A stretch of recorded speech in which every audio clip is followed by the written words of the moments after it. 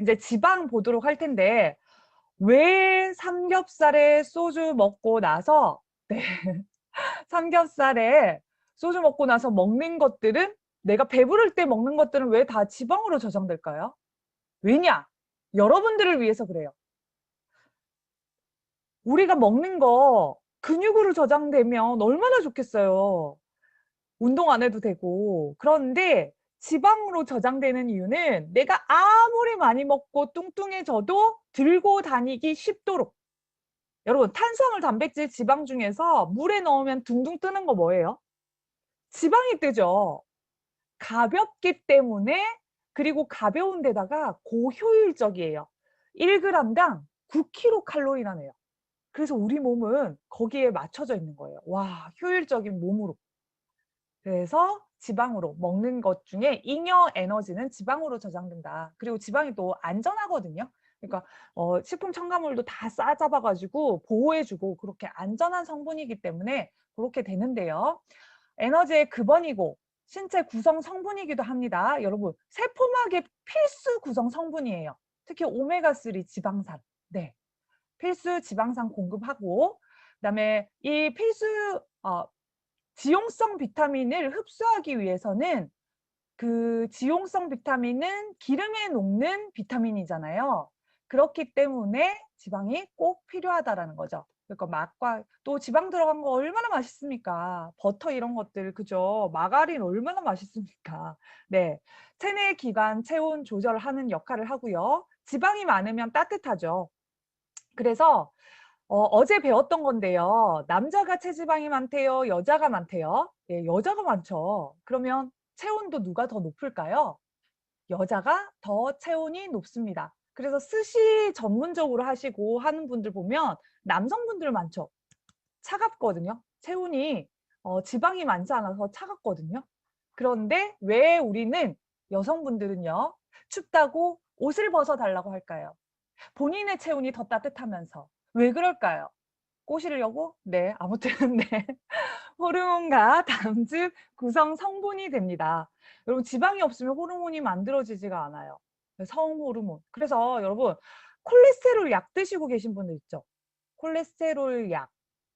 그 고지혈증에 걸려서 그 약을 먹으면 콜레스테롤 합성을 억제하고 안 되게 만드는 거거든요. 합성을 방해하는. 근데 이 콜레스테롤은 우리 몸에 절대 없어서는 안 되는 물질이에요. 세포막의 구성 성분이기도 하고, 성호르몬을 만들 때 여성 호르몬, 남성 호르몬, 콜레스테롤로 만들어집니다. 그래서 콜레스테롤 약을 오래 드신 분들은요, 호르몬이 남성 호르몬 만들어지지가 않아요. 그래서 발기부전이 되는 경우가 되게 많습니다. 막 10년 드시고 계신 분들을요. 그리고 신경 전달 물질이 제대로, 이게 신경 전달 물질이 제대로 분비되지 않아서 그 신경통이 되게 많아요. 엄청 통증이 심해요. 그게 약 때문에 시작된 건데, 그래서 약은요, 먼저 약부터 먹을 것이 아니라, 어제도 보여드렸지만 약을 먹기 전에 우선시 돼야 되는 거, 식사와 운동이라는 거, 이거 꼭 기억하셨으면 좋겠습니다. 지용성 비타민 흡수, 여기 나와 있네요. 이런 것들이 있다, 이렇게 기억하시고, 여러분들 보기 보시면 쉽게 푸실 수 있으니까 나중에 문제에서 또 짚어드릴게요. 쉬는 시간에 보여드리도록 하겠습니다. 쭉 넘어가서요. 여기 오메가3, 오메가9 지방, 오메가6 지방, 이런 것들 우리 너무 많이 들어보셨죠? 그러면 지방을 크게 두 가지로 나누면 불포화 지방과 포화 지방이 있어요. 쉽게 말씀드릴게요. 이렇게 포화 지방은요, 완전하게 꽉 차서 움직일 수 없다라는 뜻이에요. 포화 상태다라고 하죠. 여러분, 버스를 탔는데 완전 꽉 찼어. 움직일 수 없어. 그래서 딱딱한 고체 상태의 지방을 포화지방이라고 합니다. 그런데 불포화지방은 포화되지 않았어요. 움직여요. 유연한 지방이에요. 액체 상태의 지방을 불포화지방이라고 합니다. 그러면 혈관 속에 낀 찌든 기름때는요, 돼지 기름 포화지방으로 닦을 수 있을까요? 더 막히겠죠. 우리가 왜 소고기, 닭고기, 돼지고기 그런 거에 있는 그런 그 돼지 기름보다, 소기름보다 왜 생선 기름을 더 선호하느냐, 더 몸에 좋다고 하느냐, 유연한 지방이기 때문입니다. 체온 때문이에요. 여러분 우리 체온이 몇 도예요? 36.5도죠. 소, 돼지, 닭은요 42도거든요. 여러분 체온 높은 데서요. 체온 낮은 나한테 들어오면 어떻게 돼요? 확 굳어요. 그래서 돼지고기 굽고 그 다음날 후라이팬 보면 어떻게 돼요? 하얗게 지방 덩어리 이렇게 있잖아요. 그게 내 피 속에 돌아다닌다고 생각하시면 돼요. 그런데 생선 기름은 어때요? 생선은 체온이 16도예요. 우리 몸에 들어오면 더 유연하게 움직일 수 있어요. 생선 기름은 생선을 굽고 난 그 후라이팬은요. 물처럼 액체가 흘러다녀요. 유연한 지방이란 뜻이죠. 그래서 우리의 혈관을 깨끗하게 하기 위해서는 유연한 지방을 드셔야 된다. 불포화 지방이 좋다라고 기억하시면 되겠습니다. 그러면 왜 이런 차이가 생기느냐? 여러분 포화 지방산은요. 구조가 이렇게 생겼어요. 위에. 요거 대학교에 영양학이나 화학과에서 배우는 건데 여러분 그걸 공부하고 계십니다, 지금. 네. 포화 지방산은 요런 구조예요. 그런데 불포화 지방산은요. 요렇게 꺾여 있죠. 왜 꺾이는지 봤더니 여기 봤더니 중간에 더블 본드라고 이중 결합 부분이 있는 거예요. 근데 여기만 있는 것이 아니라 사이사이에 엄청 많아요. 그래서 구부러지는 거예요. 잘. 여러분 우리 문 열고 닫을 때 네. 그 부분 있잖아요. 문 열고 닫을 때 구부러지는 부분. 그 부분이 있듯이 이 불포화 지방산도 화학 구조가 구부러지는 이중 결합이 있는 거예요.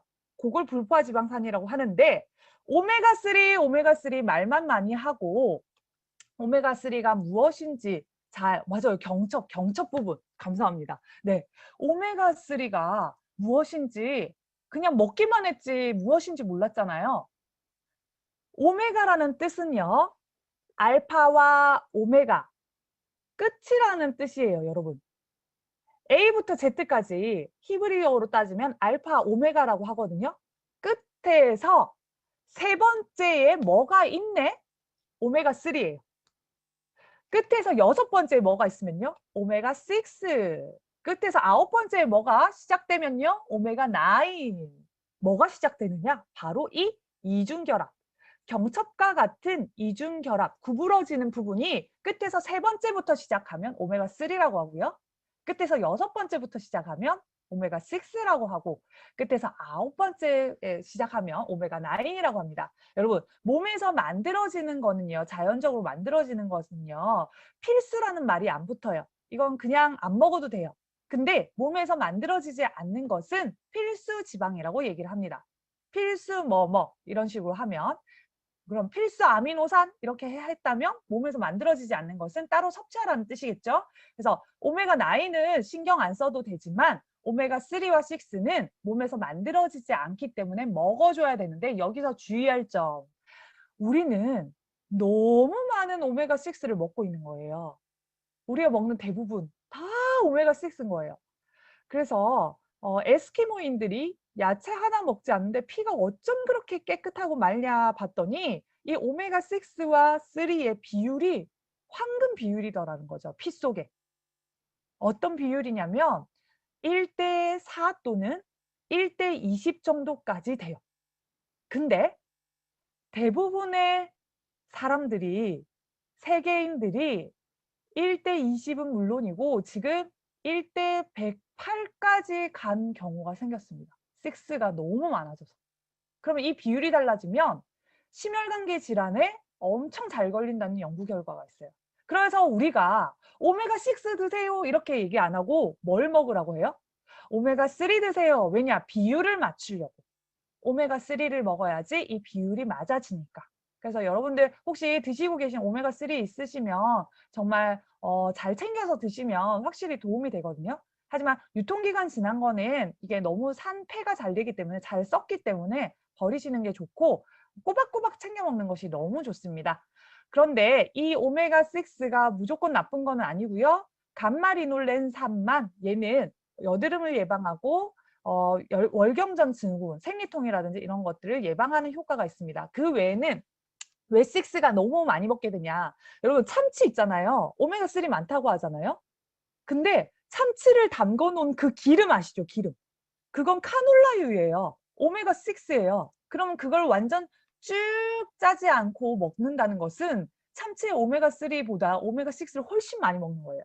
그거 말고도 나는 소고기, 닭고기, 소고기, 돼지고기 이런 것들 많이 먹는데요. 걔네들이 먹는 옥수수 사료, 오메가6 덩어리예요. 그걸 먹으면서 우리는 오메가6를 늘려가고 있고, 여러분들이 먹는 과자, 여러 가지 모든 식품 부영제들 다 옥수수로 만들었어. 그래서 오메가6가 너무 넘쳐난다는 거. 그래서 신경 써서 오메가3를 섭취하자. 이게 필요하다라는 거. 크릴 오일 괜찮나요? 우리 구대영님이 물어보셨는데요. 크릴 오일도 좋죠. 그건 또 친수성기, 소수성기라고 해서 지용성, 그러니까 물이 좋아하는 부분이랑 기름이 좋아하는 부분 같이 있는 영양소거든요. 그래서 혈액을 더 깨끗하게 한다라고 하는데 여러분 식품회사가 하는 것 중에 약간 띄우기 전략이 있어요. 그 당시 유행하는 원료를 항상 띄우거든요. 그런데 오랫동안 연구된 것들을 저는 추천드립니다. 그래서 크릴 오일도 좋지만 먹는 게 훨씬 좋지만 오메가3도 같은 역할을 하니까 오메가3 있으시면 가격도 너무 차이 나잖아요. 오메가3 드시는 게 좋습니다. 네. 그래서 여기 방금 다 설명드린 내용이어가지고요. 넘어가도록 하고요. 외부로부터 반드시 섭취가 필요한 지방산 이렇게 기억하시면 되고요. 우리 지방과 건강에서 여기서 어제 우리가 배웠던 내용이었는데요. 좋은 콜레스테롤, 영어로 HDL 콜레스테롤이라고 했고요.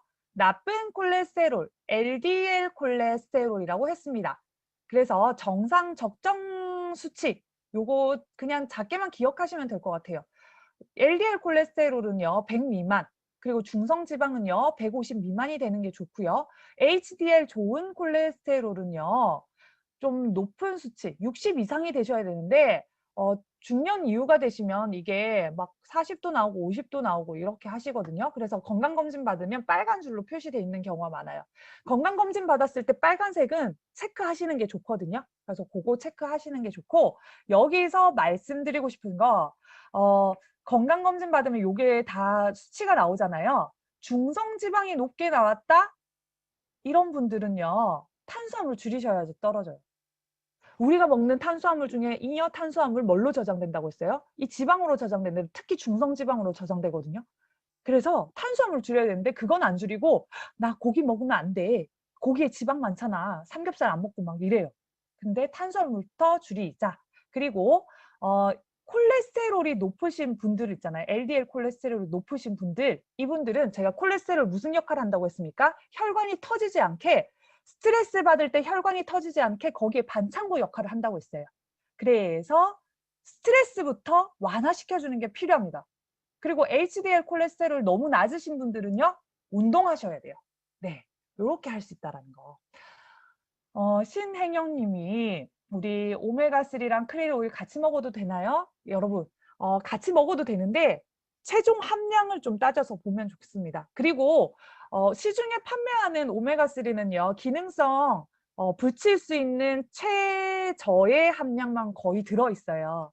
그래서 DHA, EPA 함량이 1000에서 2000mg까지 먹어도 전혀 괜찮거든요. 실제로 연구 결과로는 뇌랑 눈이랑 다 좋게 하기 위해서는 하루 1000mg을 꼭 섭취하라고 돼 있습니다. 그래서 저는 오메가3를 구매하면요. 500mg이라고 돼 있으면 2알 먹어요. 네, 하루 1000을 맞추기 위해서. 그러면 눈도 되게 안구 건조증도 되게 좋아지고 뇌도 좋습니다. 같이 드셔도 됩니다. DHA, EPA 총 함량을 한번 계산해 보시고요.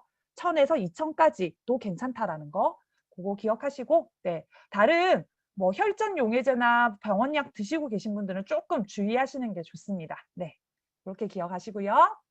이거 어제 나왔던 장표인데요. 정리하는 차원에서 한 번 더 겹치는 문제가 있어서 넣어봤는데 HDL 콜레스테롤, 좋은 콜레스테롤 청소한다고 했죠. 그다음에 LDL 콜레스테롤은 나쁜 콜레스테롤 간에서 계속 끄집어낸다고 했어요. 그거 기억하시고 넘어갈게요. 그러면 혈청지 단백질의 종류 기능 여기서는 아까 HDL, LDL이 나오기 때문에 그거 기억하시고 넘어가고요. 쭉 넘어가도록 하겠습니다. 단백질의 기능 보도록 할게요. 단백질에서 프로테인이라고 돼 있는 뜻은요. 제일 으뜸 영양소라는 뜻이에요. 우리 다 이거 단백질이잖아요. 근데 여러분 이 단백질이 너무 중요한 이유는 이런 적 없으세요? 제가 어제 그 얘기 드렸죠. 다리가 아파서 물을 못 마시겠어요, 강사님. 이런 분들 있으시다고요. 근데 관절 때문에 그러신데 내가 물 먹는 족족 계속 화장실만 자주 간다면 그 말은 내 몸속에 수분 저장고가 없기 때문입니다. 수분 저장고 어디일까요? 고기 구울 때 소고기를 너무 잘 굽는 분이 "취취." 이러더라고요. 왜 그러냐 했더니 육즙 보존하려고. 여러분 우리 수분 어디에 담겨져 있어요? 근육에 담겨져 있어요. 여러분들의 근육이 많으면 많을수록 그 안에 수분 저장고가 많다는 뜻이에요. 내가 물을 먹는데 그냥 쑥 다 소변으로 빠졌다는 얘기는 내 몸 안에 수분 저장고가 부족하기 때문입니다. 담을 그릇도 없는데 어떻게 담아요? 다 빠져나가지. 그래서 단백질을 섭취해 주셔야지 내가 먹는 물도 담을 수가 있습니다. 어느 정도 섭취하는 게 좋으냐?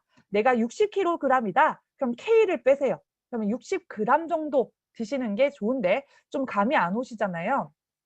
보통에 있잖아요. 보통의 성인들은 어느 정도 드시면 되냐면 이 단백질은 유일하게 탄수화물, 지방은 먹어야 되는 권장량이 정해져 있지 않아요. 그런데 대한영양학회에서는요. 단백질은 무조건 매일매일 먹어야 된다고 해요. 왜냐?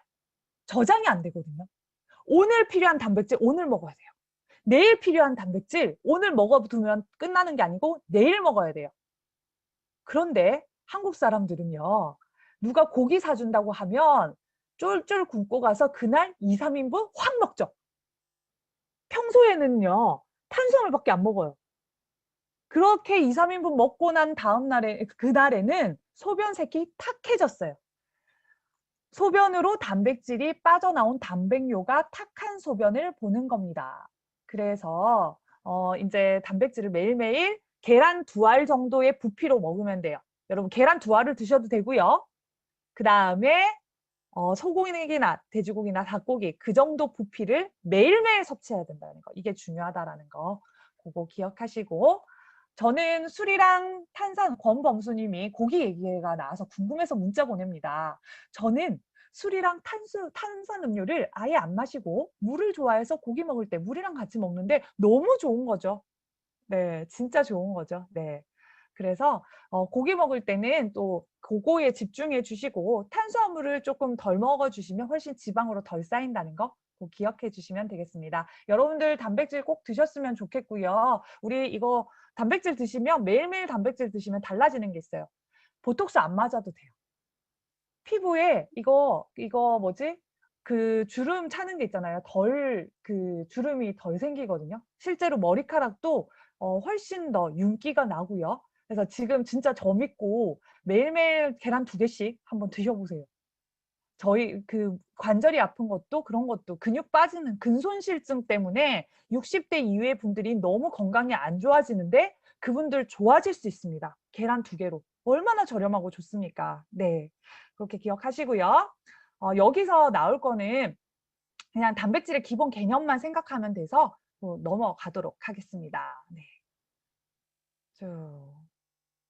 동물 육고기보다 콩 단백질은 어떤가요? 콩 단백질 좋습니다. 그런데 동물 단백질이 조금 더 좋은 이유는 몸에서 더 효율적으로 쓰여요. 그래서 동물 단백질을 먼저 섭취하셔도 되고 그게 싫다 하시는 분은 콩 단백질도 너무 좋습니다. 달걀은 삶고 굽고 생달걀 아무 상관없나요? 생달걀을 먹게 되면은 조금 요새는 위생적으로 아까 어제 살모넬라 균도 말씀드렸는데 조금 비추천해 드리고요. 그다음에 삶아서 먹는 걸 제일 추천해 드립니다. 아무래도 굽게 되면은 기름을 써야 되기 때문에 그 기름 같이 먹는 것보다는 네, 삶은 계란 추천해 드립니다. 네. 고기 좋아하시는 분들은 고기로 드셔도 돼요. 네. 그리고 단백질이 분해된 구조가 아미노산이라고 얘기를 하고요. 우리 단백질 먹었을 때 고기 먹은 사람들이 더 방귀 냄새가 독하죠? 안 그런가요? 스님은 고기 안 먹은 스님은 방귀 냄새도 달대요. 이건 믿거나 말거나 아무튼 그 이유는 여러분 탄수화물이랑 지방은요 분해됐을 때 물이 남아요. 물. 그런데 단백질은 분해됐을 때 한 개가 더 남아요. 질소라는 거. 질소가스 냄새거든요. 암모니아 가스. 그 냄새인데 이것 때문에 단백질을 많이 먹게 되면 그 잘 분해시켜주는 소화효소가 나오지 않으면 몸에 찌꺼기가 많이 생기기 때문에 그런 것들 좀 주의해 주시면 좋고, 여러분 통풍 있으신 분들 있으시잖아요. 통풍. 그게 관절염의 일종이거든요. 통풍. 바람만 불어도 아프다라는 뜻이에요. 실제로 선풍기 바람도 못 쐴 정도로 통증이 너무 심합니다. 관절에 이렇게 구부리지도 못할 정도로 단백질이 대사가 제대로 되지 않고 퓨린이라는 물체, 대사 산물이 남아가지고 여기 끼이게 되는 거거든요. 요산 들어보셨죠? 요산. 퓨린이 많은 음식을 먹어서 그 요산 덩어리가 남는 건데 어떻게 생겼냐면요. 여러분 눈앞에 유리창이 있다고 생각하시고 거기를 저랑 한번 깨볼게요. 하나, 둘, 셋! 깼어요? 그러면 그게 파스 떨어지면서 그 유리 조각 가운데 바늘처럼 이렇게 기다란 거 있죠. 그 유리 산산조각 난 게. 그게 요산이랑 생긴 모양이 똑같아요. 그게 그 바늘 같은 요산 덩어리가요. 관절 사이사이에 다 끼이는 거예요. 그래서 관절을 구부릴 때마다 바람만 불어도 아픈 통증이 생기게 된다는 거죠. 여러분 바늘 같은 것을 한 500개를 바늘을 물통에다 넣고 막 흔들어 놓으면 이 바늘 어떻게 돼요? 밑으로 가라앉겠죠. 우리 몸은요 물통이에요. 수분 70%가 있는 물통. 그러면 통풍에 걸린 사람들, 요산들 어디에 다 가라앉아 있을까요? 발끝에. 그래서 신발도 잘 못 신을 정도로 발가락 거기 관절이 너무 아프잖아요. 통풍에는 좋지 않은 음식이 있습니다. 이 대사가 잘 되도록 도와줘야 되는데 어떤 그 퓨린이 많은 음식을 좀 주의하시면 돼요. 효모가 많은 음식, 맥주, 치킨, 치맥. 그래서 통풍에는 너무 안 좋습니다. 그리고 알 너무 맛있잖아요. 저 알탕 되게 좋아하거든요. 얼큰하게. 그런데 그런 알탕이나 조개류에도 이런 요산이 그 퓨린계가 너무 많이 들어있기 때문에 그것도 좀 주의하시는 게 좋은데, 여러분 그렇다고 해서 단백질을 먹지 않아서는 절대 안 됩니다. 통풍이신 분들은 식물성 단백질을 섭취하세요를 말씀드리고 싶어서 말씀드린 거예요. 네, 식물성 단백질 꼭 섭취하셔야 된다는 거. 단백질과 건강에, 단백질과 에너지가 부족한 영양. 여러분 아프리카 아이들 중에 이렇게 된 아이들 보셨죠? 네. 커시오카는요, 단백질이 아예 부족해서 발생하는 것을 커시오카라고 하고요. 영양소도 부족하고 단백질도 부족한 아이는 마라스무스라고 얘기를 합니다. 근데 이 아이들 중에 보면 배만 뿔떡하게 튀어나와 있어요. 여러분 누구와 닮지 않았어요? 어떤 분들과 닮았냐면 간이 나빠져서 지방간에 걸리신 분들이 나중에 이 모양이 돼요. 복수가 차죠. 왜 이렇게 복수가 찰까요? 그 이유는 간이라는 기관에서 알부민이라고 하는 단백질을 만들어내는데, 그 알부민은요, 여러분들 피 속에 항상 돌아다니면서 삼투압이라는 것을 유지해야 돼요. 그런데 그 삼투압을 유지하지 못하면 물이, 그 수분이 한쪽으로만 고이게 됩니다. 그게 바로 복수예요. 여러분 이 알부민 여러분들 눈으로 볼 수 있을 때가 언제냐면 계란 흰자 있죠? 그 알부민 덩어리거든요. 네. 그게 항상 일정하게 간에서 만들어내서 피 속에 일정하게 유지돼야 되는데 그 알부민 수치가 떨어지면 면역도 떨어지고요. 간이 나빠졌을 때 알부민을 만들지 못한다는 거. 간은 정말 우리 몸에서 여러 가지 기능을 하거든요. 그래서 어제 말씀드렸죠. 간 건강을 위해서 제일 중요한 거 뭐냐? 독소를 덜 넣는 거. 좋은 물과 좋은 공기 마시는 거. 너무 중요하다라는 거. 넘어가세요. 여러분 탄수화물, 지방, 단백질 요거 태우는 데는, 대사시키는 데는 이렇게 많은 비타민, 미네랄이 필요합니다. 그래서 어제 내 배를 한 움큼 잡아보세요. 요거 지방이에요, 근육이에요. 이거 태워주려면 시동 걸어줘야 돼요. 이 시동 거는 게 비타민, 미네랄. 그리고 대사시키는데 가장 중요한 거 물입니다. 그래서 그 몸에 있는, 체내에 있는 대사수, 그게 너무 중요하다라는 거. 그거 기억하시고요. 시험 문제는 안 나옵니다. 대사수는 나올 것 같아요. 네, 그거 기억하시고 넘어가서 쭉 넘어갈게요. 여러분, 무기질은요, 뭐 우리 광석이나 돌 이런 것들에서 추출되는 것들인데 칼슘, 마그네슘, 철분, 아연, 인, 요오드 음식이나 외부를 통해서 흡수해야 되는 것 무기질, 미네랄이라고 얘기를 합니다. 이렇게 기억을 하시고요. 여러분 뼈 안에 칼슘이 있는 이유는 언제든지 꺼내서 쓰려고 저장 창고라고 생각하시면 돼요.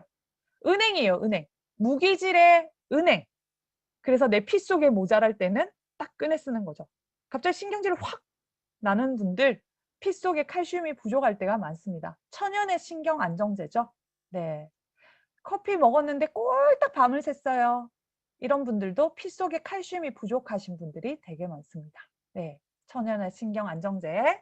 비타민 식사를 통해서만 섭취가 된대요. 네. 그래서 몇 가지를 제외하군요. 햇볕 보면 우리가 만들어지는 호르몬 뭐예요? 비타민 D죠. 지용성 비타민 D. 여러분, 그거 요새 비타민 D 주사 엄청 많이 맞으시더라고요. 예전에는 안 그랬는데 검사를 했기 때문이죠. 어머, 혈중에 비타민 D 농도가 떨어지시네요. 면역력에도 좋고 뼈에도 좋으니까 주사 맞으세요. 그렇게 하면서 보험료 청구하고 5만 원 받고 병원은 되게 좋은 아이템이죠. 그런데 여러분 햇볕 보는 것만큼 비타민 D를 잘 만들어내는 건 없습니다. 정말 신이 준 선물 아닙니까? 햇볕 샤워하면서 걷기를 하면 비타민 D가 잘 만들어지는데 우리 몸에서 이런 비타민 D나 뭔가 만들 때 재료가 없으면 만들어지지 않겠죠. 호르몬도 재료가 없으면 절대 만들어지지 않습니다.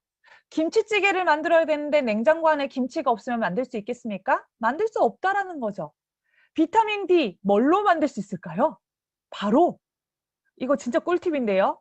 여러분들의 콜레스테롤로 만들어집니다. 그러면 콜레스테롤 수치가 높다면 내가 햇볕 보면서 걷는 것만으로 콜레스테롤 수치는 낮추면서 내 행복감은 느끼고 비타민 D도 합성할 수 있구나. 너무 좋죠. 네. 그리고 이 지용성 비타민, 수용성 비타민, 물에 녹는 것을 수용성 비타민이라고 하고요. 기름에 녹는 것을 지용성 비타민이라고 얘기를 하죠. 그러면 상식적으로 생각을 했을 때 물에 녹는 것은요. 물에 잘 쓸려 나가요. 그러면 우리의 소변, 대변, 그리고 땀 이런 거 많이 흘렸을 때 뭐가 거의 다 빠져나가요? 수용성 비타민. 그런 거 많이 배출할수록 좀 많이 채워주는 게 좋습니다. 얘는 또 저장도 안 돼요. 그래서 매일매일 채워주는 게 너무 중요합니다. 네. 그런데 지용성 비타민은 얘는 저장이 돼요. 우리의 지방 덩어리에 쌓여 있든지 아니면 간에서 비타민 A, D, E, K 이런 것들 저장을 하거든요. 그러면 얘는 바로 결핍증이 탁 나타나진 않겠죠. 왜냐? 저장 창고가 있으니까 거기다가 꺼내서 쓰니까. 근데 비타민 A 결핍됐다라는 거 알 수 있는 방법이 뭐냐면 불을 딱 껐어. 바로 이 비타민 A가 괜찮으면 눈이 바로 어둠 속에서 적응해야 되거든요. 근데 이게 안구 적응이 안 돼요. 암 적응이 안 되는 거예요. 그러면 비타민 A가 부족하다는 증거예요. 그런 것들 비타민 D, 비타민 E, K 이게 다 지용성 비타민이라는 거. 수용성 비타민과 지용성 비타민의 차이를 생각하시면 맞출 수 있는 문제고요. 상식적으로 생각하시면 다 맞추실 수가 있습니다. 나중에 문제에서 짚어드리도록 하겠습니다. 건강과 식사에서 쭉 넘어가서요. 이제 장 건강, 식이섬유, 유산균 중요하다는 거. 식이섬유 얘기는 아까 앞에서 해서 그것만 좀 인지를 하시면 다 푸실 수가 있어서 넘어가도록 할게요. 네. 우리가 100세까지 산다라고 생각을 했을 때 진짜 없으면 좀 불편하는, 퇴화되면 불편한 기관이 바로 눈이죠. 네. 그런데 제가 나중에 보여드릴 짧은 영상이 있는데 거기에 반신욕을 하면 눈 건강에 되게 좋다라고 또 이런 내용이 짧게 또 나오거든요. 그런데 왜 그렇게 될까요? 이 눈에 루테인, 지아잔틴 그렇게 많이 팔리잖아요. 사람들이 스마트폰이고 스마트폰 때문에 요새 눈이 더 나빠졌어. 그런데 루테인, 지아잔틴만 좋은 것이 아니라 원래 우리의 눈을요. 보면 눈동자가 무슨 색깔이에요? 까만 색깔. 외국 사람들은요. 네. 푸른 색깔이죠. 이게 바로 멜라닌 색소에 의해서 홍채의 멜라닌 색소 때문에 그렇게 보이는 거예요. 까만색이 진할수록 멜라닌 색소가 눈을 보호합니다. 선글라스처럼. 그런데 내 몸에서 멜라닌 색소가 떨어지기 시작할 때 나는 이 선글라스의 기능을 잘 못해요. 언제냐면 내 머리카락이 한 올, 두 올 흰머리로 바뀌기 시작할 때. 그때 눈도 나빠지기 시작해요. 그런데 우리 눈에서 저 뒤에 망막이라는 부분, 시신경으로 바로 이제 뇌로 연결되는 그 망막이라는 부분에 황반이라는 부분이 있습니다. 우리 시각의 90% 이상을 이 황반이 담당을 하는데요. 여기 있는 색소 성분이 바로 루테인이에요. 그리고 지아잔틴이에요. 그 색소를 많이 먹어주면 보호가 된다고 해서 요새 루테인이 엄청 겁나게 팔리고 있죠. 근데 그거보다 더 중요한 게 있습니다. 루테인 지아잔틴보다 훨씬 중요한 거. 여러분, 흰토끼 눈을 보셨어요? 흰토끼. 흰토끼는 멜라닌 색소가 없어서 눈을 보면 무슨 색이에요? 빨간색이죠. 그 말은 흰토끼의 눈에 있는 망막의 혈관이 그대로 보이는 거예요. 이 눈에는 모세혈관, 가느다란 모세혈관 덩어리로 돼 있어요. 아, 우리 눈에는 지금 요거 멜라닌 색소 때문에 까만색만 보이지만 이 안에 알고 봤더니 혈관 덩어리였던 거죠. 그러면 눈이 좋아지기 위해서는 무슨 순환 잘 돼야 돼요? 맞아요. 혈액순환이 잘 돼야 된다는 거죠. 우리 박 기자님 감사합니다. 혈액순환이 잘 돼야 된다는 거죠. 그래서 루테인, 지아잔틴보다 혈액순환 우선 해야 된다는 거 그렇게 기억하시면서 임신기 영양과 식사 요거 문제 나오는데요. 이것도 기본적으로 그냥 내가 생각하면 풀 수 있는 문제예요. 평소 체중이 미달된 임산부의 영아는 저체중아, 미숙아로 태어날 확률이 높죠. 영양이 결핍된 임산부는 유산 또는 사산의 가능성이 높아진다. 그렇죠? 여성의 체지방량이요. 너무 없잖아요. 너무 깡마르잖아요. 그러면 아기를 잘 못 낳아요. 여러분. 그래서 관련이 깊다. 체지방률은 관련이 깊다라는 거. 관련이 없다라고 돼 있으면 틀린 게 되겠죠? 요거 기억하시면 되겠습니다. 넘어가서요. 여러분 아까 우리 본 영상 무슨 영양소 하나 부족했을 뿐인데 신경관 결손증 걸린 기형아 아이가 태어났어요. 바로 엽산이라는 거죠. 핵산과 단백질 요거 관여한다라는 거 그거 기억하시면서요. 맞아요. 네. 우리 최하진 님도 대답을 해주셔서 감사합니다. 임신 전 기간에 적극적으로 섭취를 하셔야 되는 게 무슨 영양소라고요? 엽산. 네. 우리 낙엽, 이파리 할 때 엽자예요. 그래서 잎채소에 되게 많아요. 이파리 있는 채소, 그 다음에 견과류에 많습니다. 이렇게 기억하시고요. 쭉 넘어가세요. 임신 시 체중 증가량은 얼마가 제일 이상적이냐면 양수도 이제 만들어져야 되기 때문에 10에서 12kg 정도 가장 이상적이다. 요거 기억하시면 돼요. 네, 밑줄 긋고 넘어가도록 할게요. 보기로 나오니까요. 네, 요거 그냥 넘어가고요. 쭉 넘어가서 이상 식습관 보도록 하겠습니다. 여러분, 거식증. 그 지금 우리 사실 40대 이후가 되면은 건강에 되게 신경을 써서 오히려 운동도 더 잘하고요. 식사도 좀 신경 써서 먹게 되는 것 같아요. 저도 이제 뭐 옛날부터 근데 저는 식품회사에 근무를 했기 때문에 계속 먹는 거 신경 써야지 이렇게는 좀 많이 했었는데 요새 아이들 진짜 그 극심한 다이어트 하는 애들 진짜 많거든요. 그런데 그런 거식증, 비만에 대한 극심한 스트레스, 음식을 계속 거부하면서 이런 거식증에 걸리는 경우가 많은데 이럴 경우에 이런 증상이 있습니다. 거기에 옆에다 하나 써주세요. 거식증에 걸리면 식욕 부진, 체중 감소, 무혈경증에 걸리게 된다라는 거. 근데 식욕 부진, 체중 감소, 무혈경증에 걸렸다라는 걸 보시게 되면 그런 거 있죠.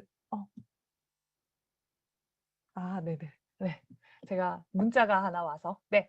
여러분, 무월경증에 걸리신 분들은 이런 거 있으시죠? 내가 월경이라는 것은 매달 해야 되는데 한 2, 3개월 건너뛰었다. 이 말은요. 여성분이 내가 지금 임신할 상황이 아닌데 내가 계속 피를 내보내고 있는 것은 낭비예요, 낭비가 아니에요? 낭비예요. 피는 생명이거든요. 그래서 월경이 멈췄다는 것은 내가 극심한 스트레스를 받거나 내 몸이 뭔가 축났다는 의미예요. 그래서 무월경증이 오는 거거든요. 아껴야 되니까. 그러면 한 번 더 생각해 보면 이거 그 극심한 약간 식단을 조절하는 체조 선수라든지 발레리나 이런 사람들은 무월경증에 많이 걸려 있습니다. 네. 근데 여기서 하나 더. 우리가 월경이 없어지는 때가 언제예요? 바로 폐경이죠, 폐경. 근데 생각해 보면 이 폐경은 나한테 엄청 고마운 거예요. 폐경이 되면 많은 여성분들이요. 이렇게 생각하시거든요. 아, 나는 여자로서 끝났어. 이게 아니에요. 이게 아니라 내 몸이 나를 아끼는 방법입니다. 왜냐? 아이 이제 낳을 거 다 낳은 여성분이 100살 때까지 계속 생리혈로 피를 흘리면 낭비예요? 낭비가 아니에요? 낭비죠. 그래서 내 몸에서 이 피를 만드는 기관, 골수라는 기관이 있습니다. 이 골수라는 기관이 약해지기 시작하면 뇌에서는 피를 딱 끊어요. 그게 바로 폐경입니다. 골수 어디예요?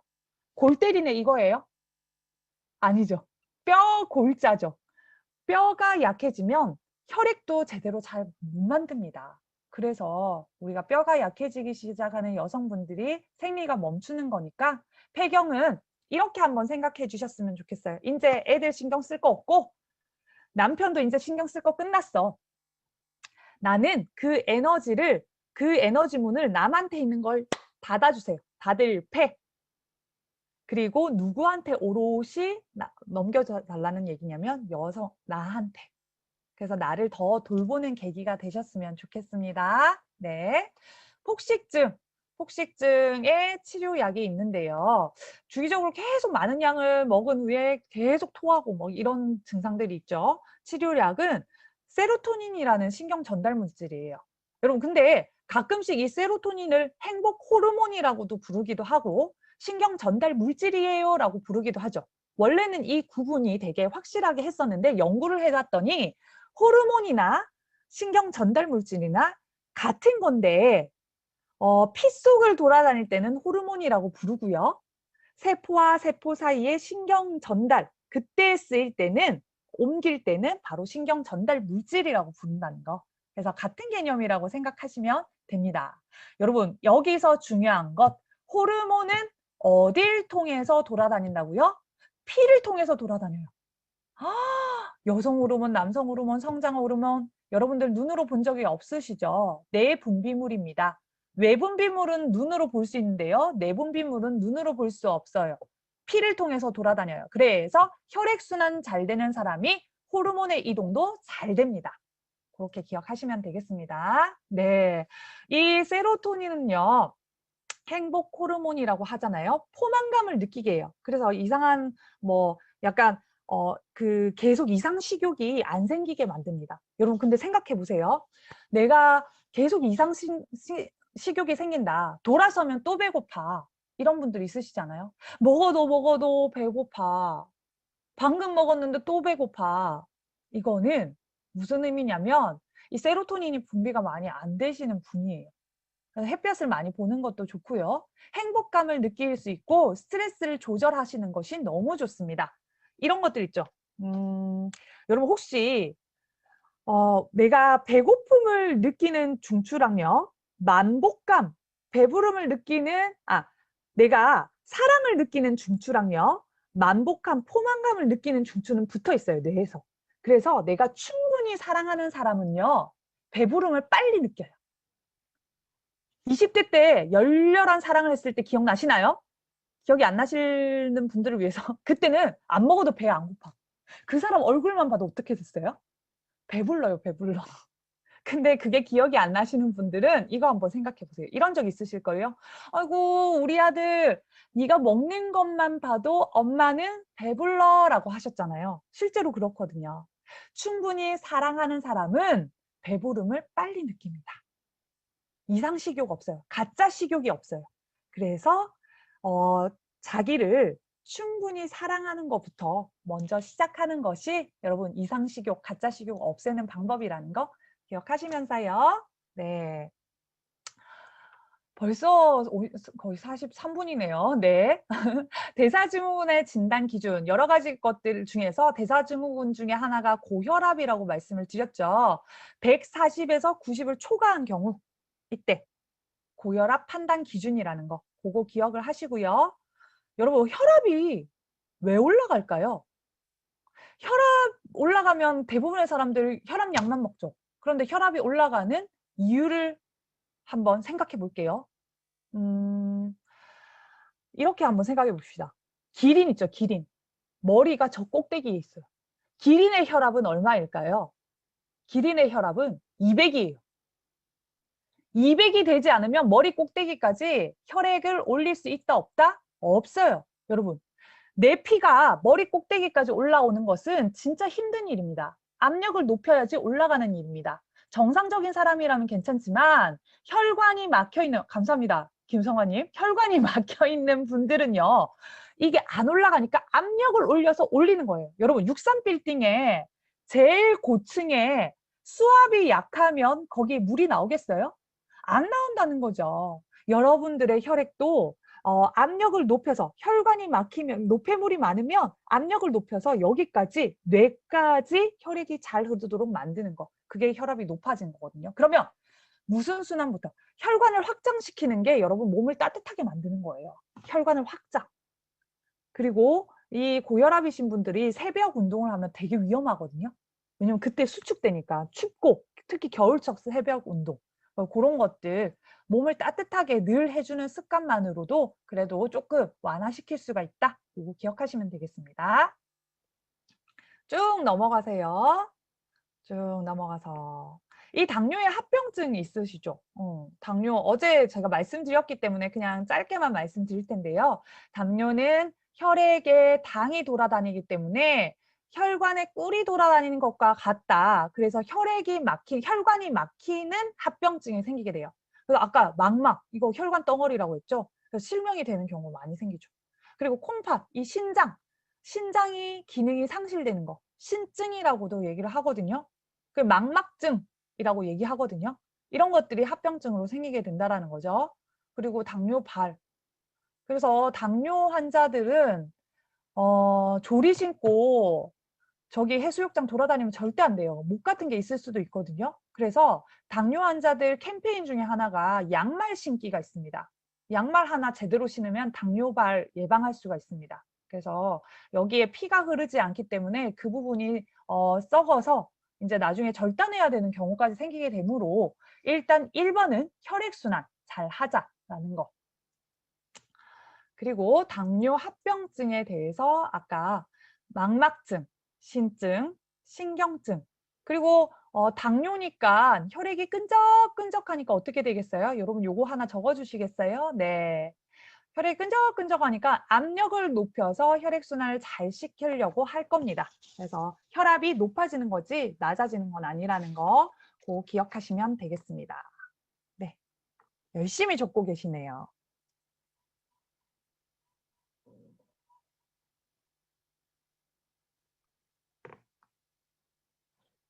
네, 다 적으신 것 같아요. 넘어가서요. 쭉 아까 앞에서 다 했던 내용들이 나와 있고 문제와는 조금 별개여서 넘어가도록 할게요. 식품의 안정성에 대해서 얘기를 드릴 텐데요. 우리가 그냥 알게 모르게 먹게 되는 독소들이 정말 많습니다. 그래서 화학 비료와 농약, 요새 논두렁에 가보면 개구리들이 남성, 여성 구별이 안 된대요. 양성 개구리가 그렇게 많대요. 이 화학 비료와 농약 때문에. 근데 이걸 우리는 많이 먹고 있다는 거죠. 그리고 1년에 4kg 넘게 먹게 되는 식품 첨가물, 보암직하고 먹음직한 거. 요새 꽃감 파는 거 보셨죠? 이제 뭐 철도나 이런 데 가면 네. 그 꽃감을 팔고 있는데 색깔이 어때요? 주황색 엄청 예쁜 색이죠. 근데 시골에서 말린 곶감 보셨어요? 그 색깔이에요. 시꺼멓고 거무죽죽하고 흰색 분이 발렸어요. 여러분들이 눈으로 보는 그 주황색 예쁜 색깔을 내기 위해서는 이산화황이라는 가스를 주입해서 더 이상 산화되지 않도록 만듭니다. 그리고 빕스 같은 데 가면 아무튼 이런 패밀리 레스토랑 같은 데 가면 이제 사과를 깎아 놓고 막 이렇게 했는데도 너무 이렇게 갈변되지 않고 그렇게 돼 있죠. 그 이유는 이산화황을 주입시켰기 때문에. 근데 얘는 침과 만나면 발암 물질이 돼요. 그래서 선물 받은 곶감이 있다면 주황색이라면 한번 씻어서 드시는 것이 좋습니다. 우리가 이렇게 만들었어요. 모든 사람들이 보암직하고 먹음직스러운 것만 찾거든요. 그래서 채소 같은 것들도 그렇게 키우는 것들이 되게 많고 나도 모르게 흡수하는 생활독들이 너무 많다는 거죠. 미세먼지도 있고 공기를 통해서 그리고 신체와 접촉하는 모든 것들 여러분 샴푸, 린스 이런 것들 통해서 제가 어제 파마 염색하면 엄청 피곤하지 않으세요? 여러분? 그게 화학약품들이 들어가서 그렇거든요. 그런 것들 다 독이라는 거. 가공식품을 통해서 먹게 되는 액상과당, 나트륨, 트랜스지방 이런 것들도 다 우리 몸에서 독으로 작용을 하는데요. 네, 그래서 이제 항생제, 스트레스 이런 것들도 요새 보면 여러분 감옥에 가면 제일 고문이 뭐예요? 혼자 가둬놓는 거잖아요. 독방 쓰는 거. 근데 요새 닭들이 다 독방을 써요. 움직이지 않도록. 그렇게 딱 케이지에 가둬가지고 움직이지 않게 사육을 하면 스트레스를 엄청 많이 받습니다. 근데 그런 스트레스를 우리가 먹게 되면은 사실 자연 방목한 걸 맨날 맨날 사 먹을 수는 없죠. 그래서 이런 스트레스 우리가 먹게 되는데 이런 것들 독으로 작용한다. 이걸 우리는 빼줘야 된다. 네.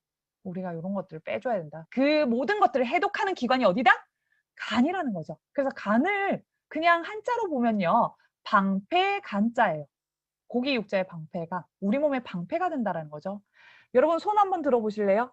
요만한 크기가 손바닥만한 크기가 여러분의 간 크기예요. 크나요? 간땡이가. 네. 근데 오른쪽에 갈비뼈에 거의 밑에 부분에 대각선으로 이렇게 탁 붙어 있어요.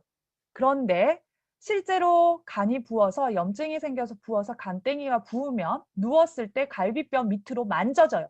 그럴 때는 빨리 병원 가셔야 된다는 거죠. 간의 건강이 왜 중요하다고 얘기를 하냐면 여러분 간은요. 신경세포가 없어서 자기가 아파도 아프다는 신호를 안 내요. 머리 아플 때 두통, 이 아플 때 치통, 허리 아플 때 요통. 하지만 간통은 다른 의미로 쓰인다는 거죠. 네. 왜냐? 통증이 없어서 여러분 신경세포가 없어서 80% 망가지기 전까지는 티를 안 낸다는 거죠. 그래서 간암은 항상 말기에 발견이 됩니다. 그래서 우리는 건강할 때 더 지켜줘야 된다는 거죠. 근데 많은 분들이 있잖아요.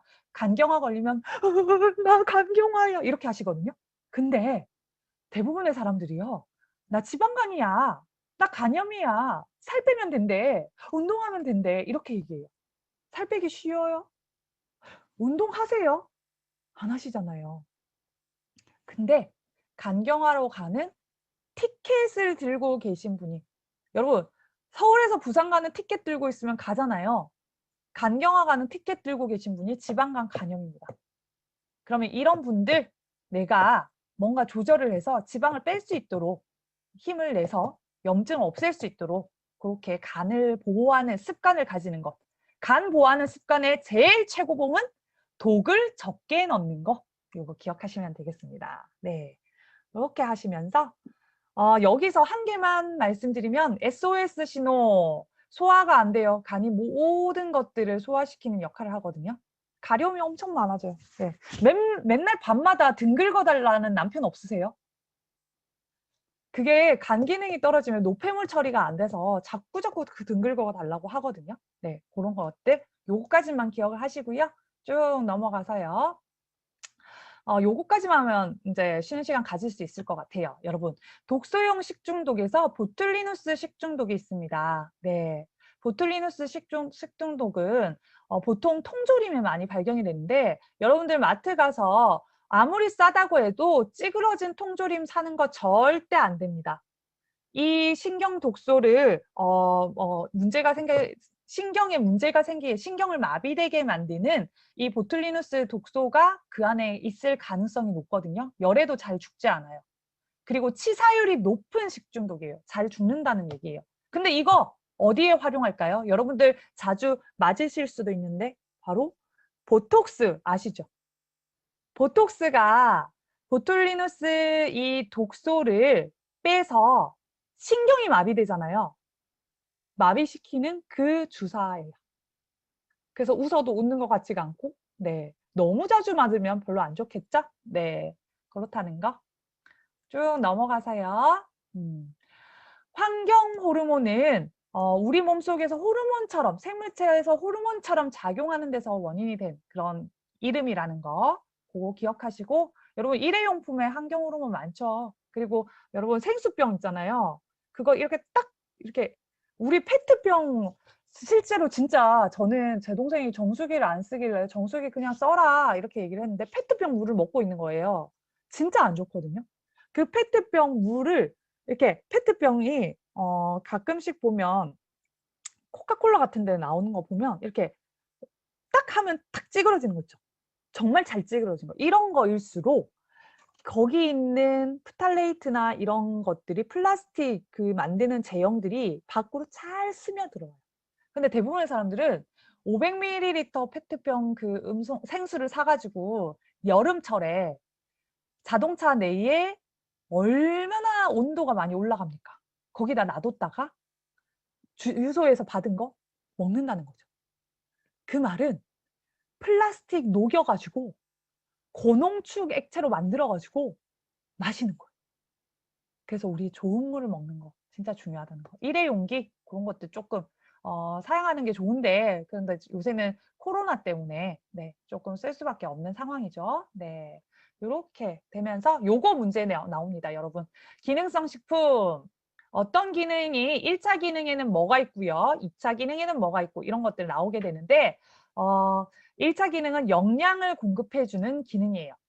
그리고 기호 기능, 본인의 뭐 맞는 취향 이런 것들 기호 기능을 맞출 수 있는 그런 기능을 하고요. 3차 기능, 생체 조절 기능입니다. 여러분 질병 치료 기능은 아니에요. 그건 의약품의 영역입니다. 네, 기능성 식품은 영양, 기호, 생체 조절 기능 요 세 가지 보기가 나와 있는 걸 찍으시면 되겠습니다.